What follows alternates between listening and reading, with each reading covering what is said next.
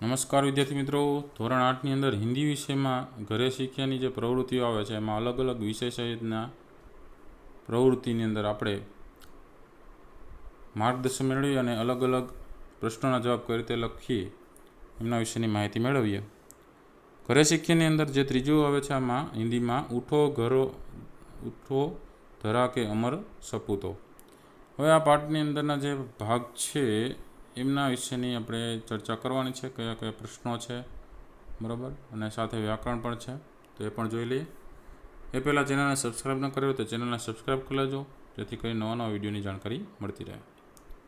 पहलू है संज्ञा की समझ। संज्ञा शब्द कैसे बनता है, तो कि सम प्लस ज्ञा के मेल से बना है, जिसका अर्थ होता है पूर्ण ज्ञान कराने वाली। व्याकरण में संज्ञा का अर्थ नाम है।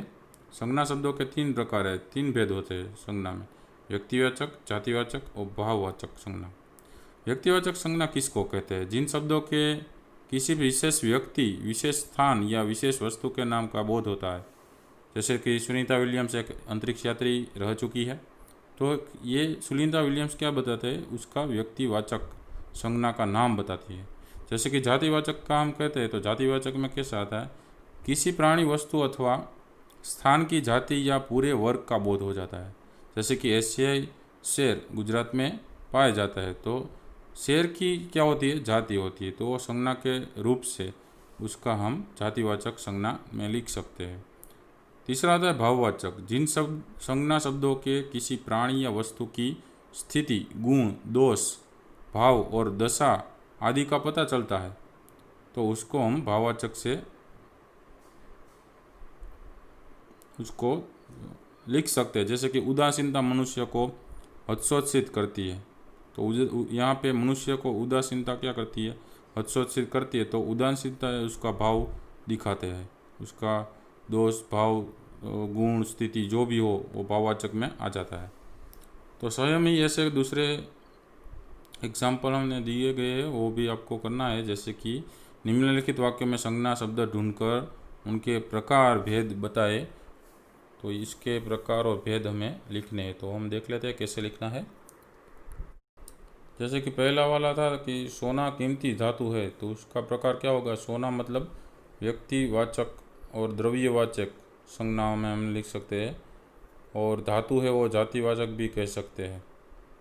गंगा बारहमासी नदी है, तो गंगा व्यक्तिवाचक और नदी है वो जातिवाचक हमें लिख सकते हैं। गंगा है वो व्यक्तिवाचक कह सकते हैं और नदी उसका जातिवाचक हो सकता है।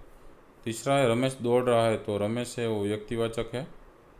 चौथा है बच्चा ऊंची आवाज़ से डर गया, तो बच्चा है वो जातिवाचक है और डर है वो भाववाचक में आता है। तो ऐसे ही आप कोई भी लिख सकते हैं, व्यक्तिवाचक, भाववाचक हो या द्रव्यवाचक हो। उसके बाद दूसरा आता है एक वचन या बहुवचन में हमें वाक्य को देखना है कि वो एक वचन है या बहुवचन है। जैसे कि जयेश ने कीर्ति को साड़ी दी, जयेश ने कीर्ति को साड़ियाँ दी, तो उसका एक वचन में बहुवचन हुआ। बगीचे में एक लड़का है, तो बगीचे में कई लड़के हैं, तो उसका बहुवचन हो गया। तो उपयुक्त वाक्यों में एक वचन से बहुवचन का परिवर्तन हुआ है। ऐसे ही हमें निम्नलिखित वाक्यों का वचन परिवर्तन इन 3 वाक्यों का करना है। तो कैसे होगा वो हम देख लेते हैं। तो यहाँ पे 3 वाक्य ऐसे दिए गए हैं। मुझे लुटेरे का डर था, तो उसका बहुवचन हम कर सकते हैं मुझे लुटेरों का डर था, और हमें लुटेरों का डर था, ऐसे हम एक वचन से बहुवचन कर सकते हैं। दूसरा वाला था पक्षी ने उड़ान भरी, तो पक्षियों ने उड़ान भरी, ऐसे हम एक वचन से बहुवचन कर सकते हैं। तीसरा वाला था उसने मुझे मिठाई दी, तो उसका बहुवचन क्या होगा? उसने मुझे मिठाइयाँ दी, और उन्होंने हमें मिठाइयाँ दी, ऐसे भी कर सकते हैं। तो ऐसे तीनों वाक्य एक वचन में बहुवचन में हम कर सकते हैं। तो ये कविता पाठ है, उसका हम पठन करते हैं। क्या कहा गया है? उठो धरा के अमर सपूतों, पुनः नया निर्माण करो।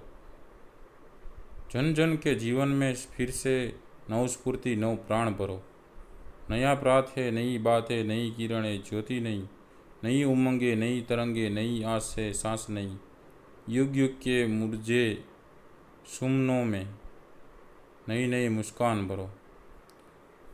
तो नागरिक माटेनी तमने एक खास बाबत होय, तो तमे जे कांई कार्य करता होय તો એમાં તમે કાર્ય સારી રીતે કરી શકો એના માટે તમે હવે ઉઠી જાઓ, જાગી જાઓ અને જીવનમાં તમે નવ સ્ફૂર્તિ ભરો, નવા પ્રાણ ભરો, બરાબર.